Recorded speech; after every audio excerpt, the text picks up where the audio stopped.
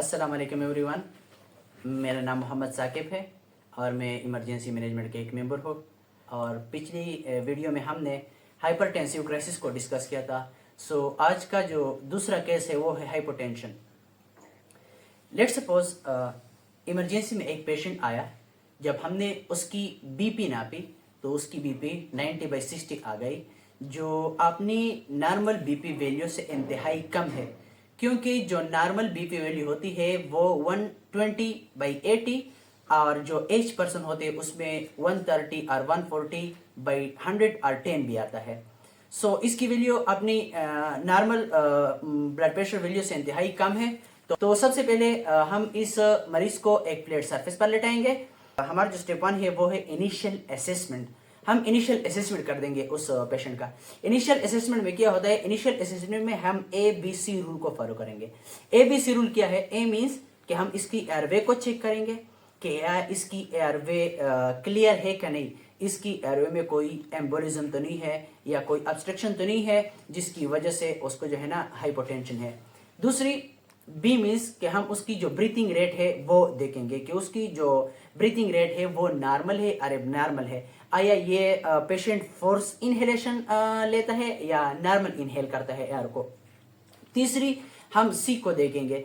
C means कि हम circulation को देखेंगे। सर्कुलेशन में हमने उसकी बीपी नापी, अब हम उसकी पल्स रेट को देखेंगे कि उसकी पल्स रेट कम है या ज़्यादा है या नॉर्मल है। जनरली अगर एक हाइपोटेंसिव पेशेंट होता है, उसकी जो बॉडी के पेरिफेरी एरिया में उसकी जो पल्स रेट होती है वो ना होने के बराबर होती है। जब हमने स्टेप 1 इनिशियल असेसमेंट की तो हम अब स्टेप 2 की तरफ जाएंगे। और स्टेप 2 जो हमारा होगा वो हम कुछ ऐसे सिचुएशन को आइडेंटिफाई करना होगा जो हम हाइपोटेंशन के साथ रिलेट कर सके कि इसकी वजह से हाइपोटेंशन तो नहीं हो सका। सबसे पहले हम जो है ना शॉक को ऑब्जर्व कर देंगे कि इस पेशेंट को जो है ना शॉक तो नहीं हुआ है, क्योंकि हाइपोटेंशन अक्सर शॉक की अलामत होती है। फिर शॉक में डिफरेंट टाइप है, जस्ट लाइक हाइपोवॉल्यूमिक शॉक है, कार्डियोजेनिक शॉक है, ऑब्स्ट्रक्टिव शॉक है और जो है ना डिस्ट्रीब्यूटिव शॉक है। शॉक को हम दूसरी वीडियो में तफसील से बयान कर देंगे। आज का जो हमारा केस है हाइपोटेंशन, हम इस पे फोकस करते हैं। जब हमने ये किया तो हम इस मरीज के जो है ना स्किन कलर को देखेंगे कि इसकी स्किन कलर नॉर्मल है और इसकी स्किन कलर नॉर्मल नहीं है। हम देखेंगे कि आया इससे कहीं पे ब्लीडिंग तो नहीं हो रही है, आया इसको जो है ना कोई ट्रॉमा तो नहीं है, हम ये देखेंगे। और साथ साथ जो है ना हम उसकी टेम्परेचर मालूम करेंगे कि आया इस पेशेंट का टेम्परेचर तो नहीं है। हमने जो ये किया तो इसके साथ साथ हम इसकी जो है ना यूरिन आउटपुट देखेंगे। यूरिन आउटपुट से हमारा क्या मतलब है कि हम इस मरीज को जो है ना कैथेटर पास करेंगे और कैथेटर के जरिए जो उसकी यूरिन होगी वो डायरेक्टली यूरिन बैग में आएगा और हम उस यूरिन के देखेंगे कि उसकी यूरिन जो है वो नॉर्मल है या कम है या ज़्यादा है, हम ये देखेंगे।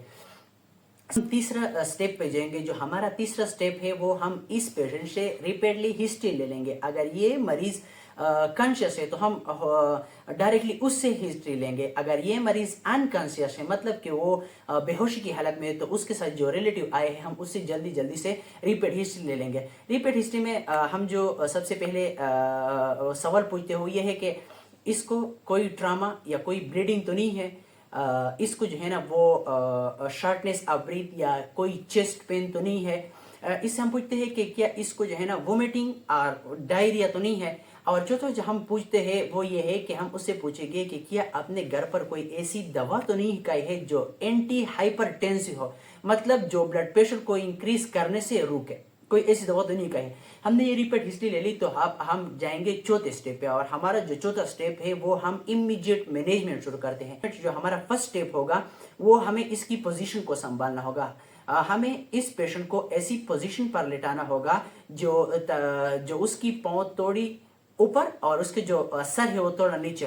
तो इस पोजीशन को हम हेड डाउन पोजीशन भी कहते हैं, क्योंकि उसका सर थोड़ा नीचे है और पाँव ऊपर की तरफ है, तो इसलिए हम उसे हेड डाउन पोजीशन कहते हैं। इससे क्या होता है, इससे जो ब्लड की फ्लो हो वो बेहतर बनाया जा सकता है। दूसरा स्टेप हमारा क्या होगा? दूसरा स्टेप हमारा ये होगा कि हम जो है ना उसे ऑक्सीजन प्रोवाइड कर देंगे। ऑक्सीजन आया वो मास्क के ज़रिए से हम उसे ऑक्सीजन मास्क लगा ले, या जो है ना नज़ल कैनुला के ज़रिए से हम उसे जो है ना ऑक्सीजन प्रोवाइड कर सके। तीसरा जो हम स्टेप लेते हैं इमीडिएट मैनेजमेंट पे, वो हम आईवी एक्सेस करते हैं। आईवी एक्सेस से हमारा क्या मतलब है कि हम उसे आईवी लाइन पास कर देंगे। कम से कम एक आईवी लाइन तो पास करना ही होगा, लेकिन अगर एक से ज़्यादा आईवी लाइन पास हो सके तो ये तो और भी बेहतर हो सकता है। अब हमने उसको आईवी लाइन पास किया तो हम चौथे स्टेप पे आएंगे। चौथा स्टेप हमारा क्या है कि हम उसे कोई ऐसी फ्लूइड इन्फ्यूजन दे देंगे जिसकी वजह से उसकी जो ब्लड की मिकदार है वो बढ़ जाए और हमारे साथ बीपी अपनी नॉर्मल पोजीशन की तरफ बढ़ने में मदद दे। तो आमतौर पर जो इमरजेंसी में हम इन्फ्यूजन को चूज़ करते हैं वो है हमारे पास नॉर्मल सेलाइन और जो है ना रिंगस रेक्टेट का जो इन्फ्यूजन है हम वो उसे देंगे, जिसकी वजह से उस खून की मिकदार बढ़ जाएगा और जो ब्लड प्रेशर है वो अपनी नॉर्मल पोजीशन की तरफ बढ़। लेकिन अगर इससे भी हमारा काम ना हुआ, हमने इस स्टेप तक मैनेजमेंट की लेकिन इस स्टेप तक वो उस मरीज की जो बीपी थी वो अपनी नॉर्मल पोजीशन की तरफ नहीं गई, तो हमने एक ऐसी दवा को चूज करना है, एक ऐसे मेडिसिन को चूज करना है जो हमारे साथ बीपी को बढ़ा सके। तो हम नॉर्मल तौर पर जो हम चूज करते हैं वो है वोज़ोप्रेसर। वोज़ोप्रेसर क्या होता है कि वो जो है ना कंट्रैक्शन ऑफ द विसल करता है और जो है ना कंट्रैक्टिलिटी ऑफ हार्ट को बढ़ाता है और कार्डियक आउटपुट को बढ़ाता है। जो प्रेशर में हम चूज करते हैं वो है या हम उसे डोपामीन देते हैं या एपिनेफ्रीन देते हैं या नॉरएपिनेफ्रीन देते हैं, या जो है ना हम एक दूसरी दवा है डोबोटेमिन देते हैं या आइनोट्रोप भी देते हैं हम उसे। जब हमने ये दे दिया तो इससे क्या होगा कि इसकी जो ब्लड वेसल थी उसकी कंस्ट्रिक्शन हो गई, उसकी वॉल्यूम कम हो गई। जब उसकी वॉल्यूम कम हो गई तो ब्लड प्रेशर इसमें ब्लड की फ्लो इंक्रीज हो जाएगा, जिसकी वजह से ब्लड प्रेशर इंक्रीज हो जाएगा। और हमने उसे एक और दवाई दी जो कि डोबोटेमिन के नाम से थी। वो क्या करता है, वो ये करता है कि contractility of the heart muscle को इंक्रीज करता है as well as cardiac output को इंक्रीज करता है, और ये दोनों हमारे साथ ब्लड प्रेशर इंक्रीज करने में मदद देता है।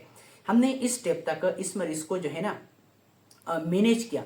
अगर इस स्टेप तक हमारा जो है ना वो बेहतर हो गया तो हमारा केस तो हैंडल हो गया। लेकिन अगर इस स्टेप तक मरीज जो कि ब्लड प्रेशर जो है ना उसी पोजीशन पे, हम कॉल फॉर हेल्प कर देंगे और जो हमारे सीनियर डॉक्टर होते हैं या मैनेजमेंट ऑफिसर होते हैं उसे बुलाएंगे। अभी उसी का काम है कि इस केस को वो कैसे मैनेज करते हैं। As a emergency management person और एज ए नर्स यहाँ पे हमारा काम खत्म हो गया। सो आज का जो हमारा केस था हाइपरटेंशन, हमने उसको एक प्रॉपरली उस पीस के साथ मैनेज किया। तो यहाँ पे वीडियो को एडिट करते हैं। चलो मिलते हैं नेक्स्ट वीडियो में। Thank you, best of luck, खुदा हाफिज।